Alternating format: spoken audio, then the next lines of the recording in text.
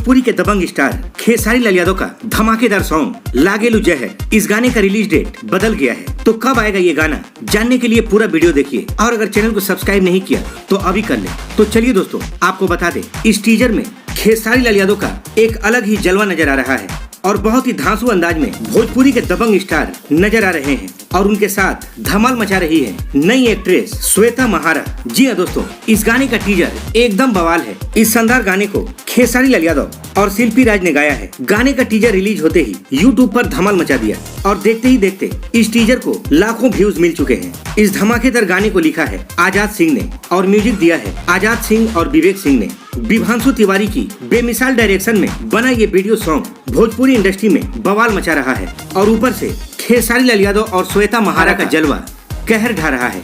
ये गाना बहुत जल्द बालाजी रिकॉर्ड्स पर रिलीज किया जाएगा और जैसे ही इस गाने की खबर आएगी हम आपको इसके बारे में जरूर खबर देंगे।